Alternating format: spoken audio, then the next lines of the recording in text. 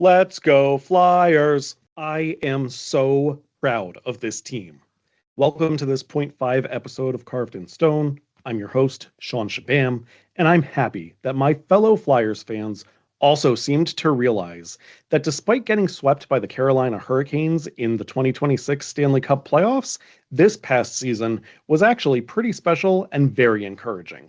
It's not exactly a secret that us Philadelphia sports fans can be a fickle bunch, sometimes demanding unrealistic results from our professional athletes. I've gotten better at this the older I've gotten, choosing to enjoy the ride as much as possible without holding teams to higher expectations than what should be their reality. And the Flyers in the 2025-26 season gave us one hell of a ride.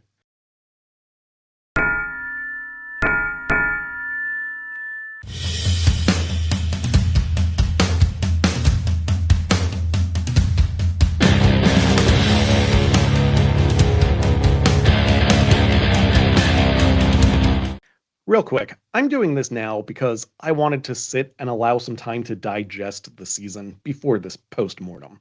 At the beginning of the season, my hopes for the Flyers were to make the playoffs. I said anything beyond that first round would simply be a bonus, knowing that this team was not destined to win the Stanley Cup. As long seasons often go, the 2025-26 season ended up being a roller coaster where my expectations fluctuated wildly. I was pretty confident in a postseason berth for a while, but the team really fell off a cliff around the turn of the calendar year. That nosedive, in fact, led me to saying when I reflected on the 2026 Winter Olympics that it would be hard to go back to watching the Flyers after watching 2 weeks of amazing hockey from both the U.S. men's and women's teams, and that putting together my Philadelphia Flyers all-name team might be more fun than watching the team play. At the Olympic break, the Flyers had a 3.8 chance of making the postseason. To put that into perspective, the acceptance rate to Harvard is 5%, and the odds of dying on your birthday are 6.7%. I'm not sure what, but something happened to the Flyers during that break. My focus had gone from making the playoffs to crossing my fingers for a high draft pick in the lottery. The Flyers had other plans, though, and went 18-6-1 after the break, making the postseason for the first time since 2020. A big part of this success can be attributed to the late season signing of first-round right wing Porter Martone, the amazing play of goaltender Dan Vladar, and one thing that I think went under the radar a little bit, which was captain Shawn Couturier really embracing his role as a fourth liner and getting in on the physical aspects of play. A guy like that being moved to the fourth line could be discouraging and detrimental to a player, but Coots made the best of it. And don't think I'm forgetting about other guys. Travis Konechny, Trevor Zegras, Owen Tippett, Christian Dvorak, Denver Barkey, and Noah Cates all played extremely well. The return of Tyson Foerster from injury gave the team some life. Defensemen like Jamie Drysdale, Cam York, Travis Sanheim, and a guy everyone expected to get traded but wasn't, Rasmus Ristolainen, all played well. And while he didn't contribute in the postseason as much as he would have liked, don't forget that Matvei Michkov had a huge role getting the Flyers into the playoffs down the stretch. And even though I just stated Michkov could have been better in the playoffs, let's give him credit for making a very nice assist on Cam York's overtime game winner in Game 6 against the Pittsburgh Penguins to clinch the series for the Flyers. When Michkov was benched in the postseason, Alex Bump stepped in and played well. Now, I touched on the playoffs, but I've mostly mentioned ups and downs of the regular season to this point. The playoffs condensed some highs and lows into just a couple of weeks. In the first round, the Flyers faced the hated Pittsburgh Penguins. How did I feel about this series? I didn't know. The team was so inexperienced in the postseason that I said I could see it going one of two ways. Here's what I said in my fantasy football group chat before Game 1 in Pitt. I could see tonight going two ways. The Flyers are pumped and unfazed, ignorance is bliss as the team has little postseason experience, or they are completely overwhelmed and get smoked. I don't think tonight is particularly close, regardless of the winner, and the winner of Game 1 takes the series in 6. The Flyers pulled off a 3-2 win. That victory gave me a lot of confidence, and after the game I stated, so I was a little off on the game not being close, but I stand by my statement that the Game 1 winner wins in 6. Of course, after the Flyers won Game 2 on the back of Dan Vladar's first shutout as a Flyer, 3-0, taking both games in Pittsburgh, I started thinking sweep. The Flyers hosted Game 3, their first postseason game in Philly since 2018, due to the 2020 playoffs taking place in the COVID bubble. When the Flyers won Game 3 in Philly 5-2, now I was riding high along with all other Flyers fans and thinking sweep, only for the Penguins to win the next 2 games, 4-2 in Philly and 3-2 in Pittsburgh, thanks heavily to the play of backup goalie Artis Shelovs, who stepped in for Stuart Skinner after the Flyers had the Penguins' backs to the wall. Now I was worried again. Another dip on the roller coaster.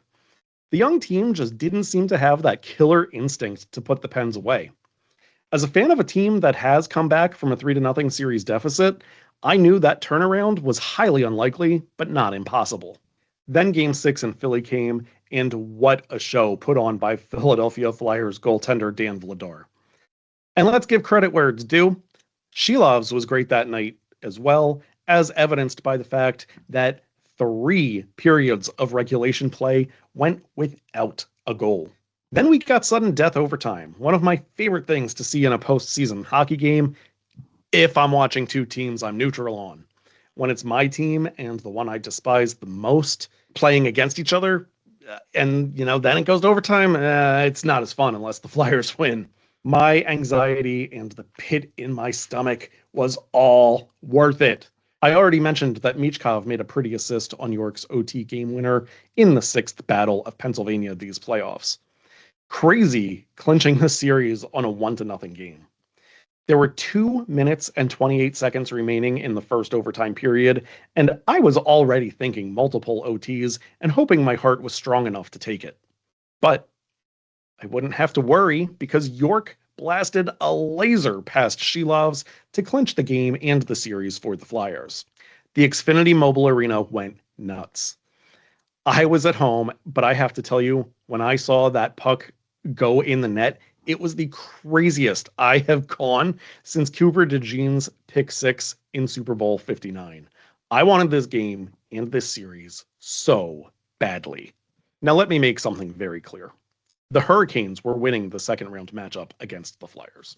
The Canes were the better team, so I'm not trying to make excuses, but I do want to vent about something here because it could happen to any team, and it could happen sometime to a squad who's more evenly matched with their second round adversary than the Flyers were. It was absolute BS that Game 1 of the second round between the Flyers and Hurricanes occurred 2 days after the Flyers wrapped up the series against Pittsburgh. One of the benefits of clinching a series early is that you get a little added rest. The Flyers clinched round 1 in 6 games of a 7-game series. Now, the Hurricanes swept their first round match against the Ottawa Senators. Therefore, they earned more rest time than the Flyers did. The thing is, the Flyers were scheduled to play Game 7 against Pittsburgh, if necessary, on Saturday. They gained absolutely no more rest for putting away a series early. In fact, if the Vegas Golden Knights and Utah Mammoth had gone to 7 games, Game 7 of that series would have been that Sunday, which means the Flyers Hurricanes round 2 would have started before round 1 was even over. I know why. I don't think it was because the NHL hates the Flyers. I think it was because they didn't want to lose out on that Saturday night prime time ad revenue. So they sacrificed competitiveness for money. I know it's a business. I know other leagues that decide playoffs via series would do the same thing. That doesn't make it right. The Flyers got smoked that first game 3-0 and barely looked like they belonged on the same ice as the much faster and well-rested Hurricanes. It didn't help that Owen Tippett suffered an injury that kept him out of round 2, which we later learned was pretty darn serious, and Tippett was bleeding internally. Let's just forget about Game 1. Now, despite not winning a game, the Flyers didn't look horrible in this series. In fact, with the exception of Game 3, a 4-1 loss, they could have won 2 games. They took both games 2 and 4 to an extra frame, but the more experienced, and as I have already stated, flat out better Carolina team was able to snag both of those contests. That said, I loved this season as a whole for the Flyers. They are such a young team, and they gained invaluable experience this year, particularly in the postseason. Also, I'm now pulling for the Hurricanes to win it all.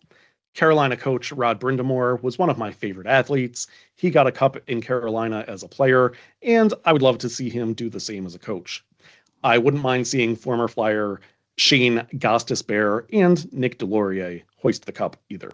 Now, you may have noticed that I've been much more focused on emotion than gameplay, and that's intentional because I really do want to be positive, and I'm optimistic about the future. General Manager Daniel Briere has done an incredible job putting together a great young roster. Rick Tocchet's coached well and hasn't been afraid to make difficult decisions like benching Michkov. There were actually people who wanted Briere gone when the Flyers didn't turn around at the snap of a finger after he took over, and I bet you can't find many of them to admit that now. It's true that the team has been in rebuild mode for more than an acceptable amount of time. But Briere is the first GM to actually admit the team is in a rebuild, rather than gaslighting the fans and saying, we're just a piece or two away. This team is young, talented, hungry. The core players want to be in Philly, and this squad is going to be dangerous for a long time. Now, in addition to being proud of the team, I have to tell you, I am also incredibly proud of my fellow fans. As I stated at the beginning of the show, Philly fans can be fickle. We can be harsh. We are no strangers to criticizing our own players and expecting crazy results.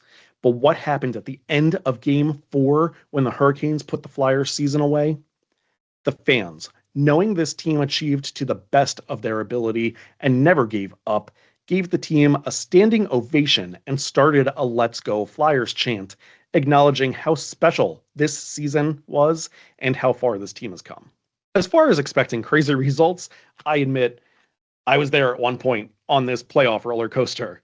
When the Flyers had the Penguins down 3-0 in round 1, one of my friends said he was looking for a parade down Broad Street, and I said I was starting to think that wasn't too far-fetched. I let my emotions take control there. I should have known better and just accepted this season for what it was, which I think is a Kickstarter to big things forthcoming. Now, there's one last thing I want to address here, and it has to do with the Flyers in a comparison to another Philadelphia team, the 76ers, who also won their first round playoff series and got swept in round 2. I've had this argument from time to time with people about who is the third most popular team in Philly. There's no doubt the Eagles are number 1 and the Phillies are number 2.